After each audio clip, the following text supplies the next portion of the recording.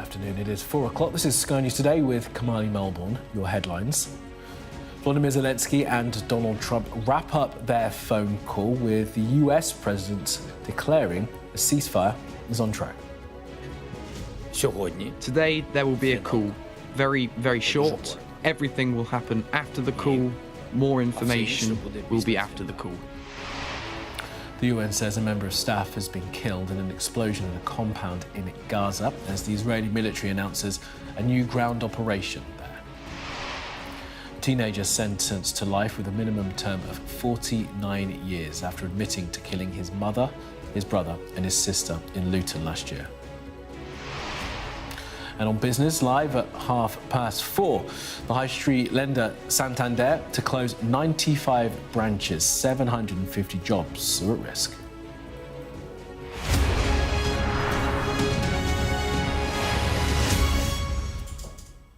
Well, our breaking news to bring you this hour. The US and Ukrainian presidents have finished speaking on the phone a day after Donald Trump's call with Russia's President Vladimir Putin. It was the first time that President Volodymyr Zelenskyy and President Trump have spoken since they had a fight in the Oval Office some 3 weeks ago. And President Trump, judging by his social media, seems upbeat. He wrote this a short time ago, just completed a very good telephone call with President Zelenskyy. It lasted approximately 1 hour. Much of the discussion was based on the call made yesterday with President Putin in order to align both Russia and Ukraine in terms of their requests and need. We are very much on track, and I will ask Secretary of State Marco Rubio and the National Security Advisor Michael Waltz to give an accurate description of the points discussed. That statement will be out shortly.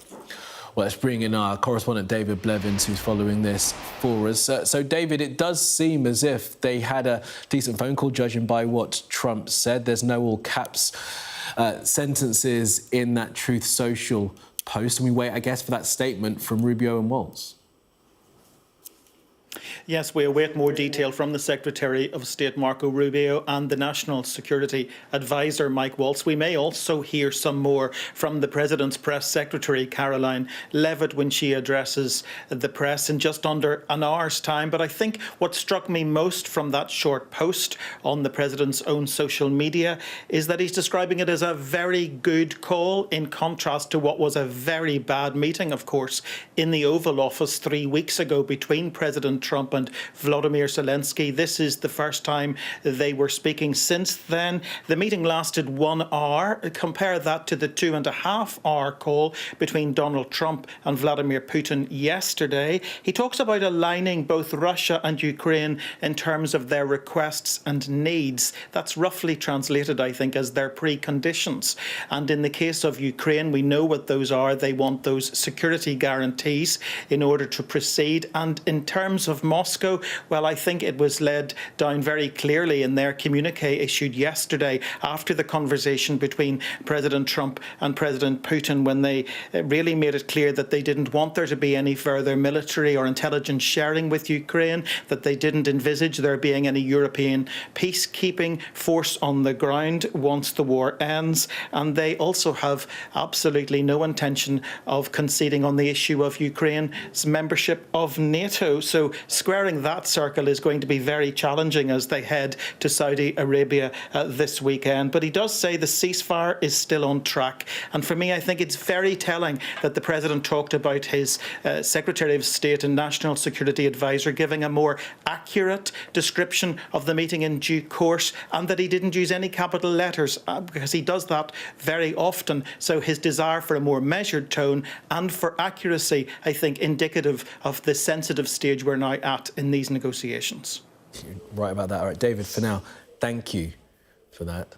So there'll be lots of questions, I'm sure, later on when the White House Press Secretary Caroline Levitt gives her briefing. It's at 5 o'clock UK time, and of course we're going to bring it to you live and have analysis off the bat.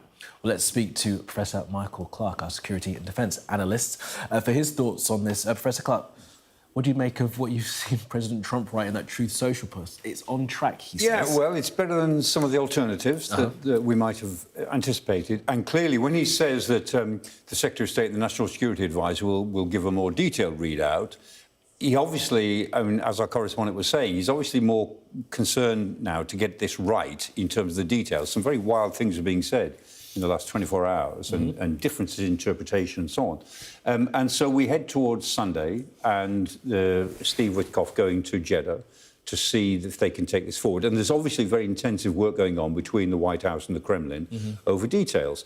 But the fact is, it's still the case that the United States wants a quick deal. They want a quick ceasefire agreed for 30 days. That gives them breathing space to think of something new after that. And the Kremlin wants to slow this down because they really don't want to stop fighting because Putin thinks he's doing well on the ground. I don't think he's doing as well as he thinks he is, but it doesn't matter. He thinks he's doing well, so he doesn't want a ceasefire. So we're still dealing with that sort of discrepancy between what both sides want. And interestingly, both sides stressed yesterday the other issue here, which is the strategic partnership between Russia and the United States. They're both keen on it, and both of them regard Ukraine as a problem to be disposed of, not a just peace to be arrived at or a war to be stopped, but an irritation to the bigger picture of a strategic partnership between Russia and the United States. And that's your analysis from the telephone call between Trump and Putin yesterday. This thing moves so quickly that we move on from that call and how consequential that was. That's where they kind of agreed to a very limited ceasefire. What's happened in the time since that call between the two and where we are now? Yeah, since last night, I mean, things have happened. So this prisoner exchange took place, and so 175 prisoners each side have exchanged. But, I mean, that's the 58th exchange. There have been 57 exchanges of prisoners so far. So this is number 58. So fine, 350 people have been released from one side or the other. That's all good, but it's not turning the dial strategically. The ceasefire that they talked about, this limited ceasefire, not to attack energy infrastructure, and his question, is it energy infrastructure or energy and infrastructure targets? There's still ambiguity about that. But there have been attacks overnight. So the Ukrainians were attacked in Kiev and Sumy. There were big attacks around Slavyansk, and Slavyansk was without power and had power cut off during the night. And equally, the Ukrainians have attacked in Kursk. They've attacked in Krasnodar, the Kavkazsky oil refinery in Krasnodar, which is quite a big target, which they've attacked, I think, before.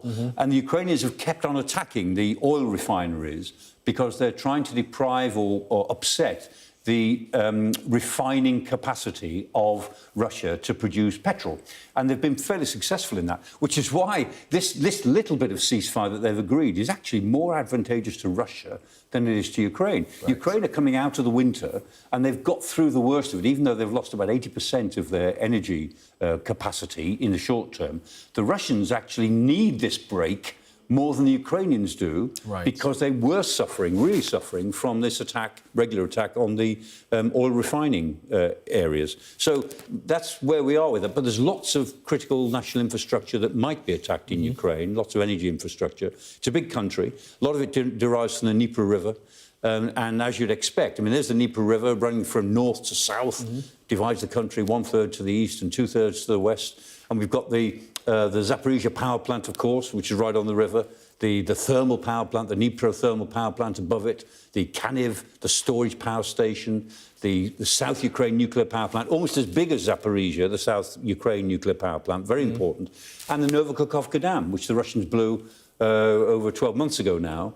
And all of those are just a selection of the really important potential targets that, in theory, should now be exempt. I was going to say, that may now be exempt from being struck. But, as you say, the Russians want to kind of slow roll this process. As we remember, the Ukrainians have agreed to this 30-day ceasefire. So where do we see this happening? What do we see happening now over the next 30 days, do we think? Starting with those talks, I guess, in Riyadh. Yeah, I mean, I think this...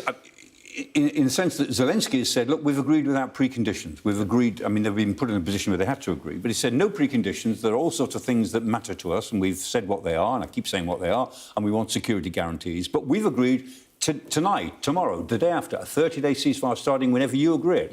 The Russians have still got all these conditions in place. Some of them are quite limited, some of them are huge, including to deal with the core issues, our core concerns, which is everything the Russians have been complaining about for the last 10 years or more. And so what the Russians are saying is until you deal with all of our problems, you can't have a 30-day ceasefire. And the question is that, you know, how much patience have the Americans got to play this game. The Russians are very good at this game. And remember, as I keep saying, Putin's an old KGB man. He's been doing this all his career. I mean, he knows how to do all of this. I'm not sure the Americans, with their business background, are really so accomplished at this sort of thing. You know, the business community want to move in, make a quickish deal and move on. Yep.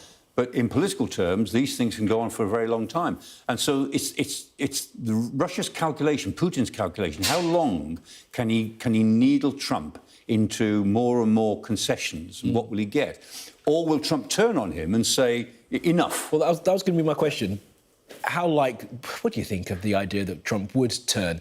Because it surely will get to at some point, if the Russians do keep slow rolling it, that it becomes blindingly obvious to everyone that they are clearly not trying to come about to peace. That might happen. And if it looked to Trump that he was being made a complete fool of, then that would hurt him. And he is capable of turning on a sixpence, or in his case, turning on a dime. So we know that. So it's not impossible. But nothing that has happened so far indicates it's very likely either. At the moment, the Americans look as if they're giving ground all the time to these Putin demands. So the longer it goes on, the bigger the turnaround will be if it turns out to happen.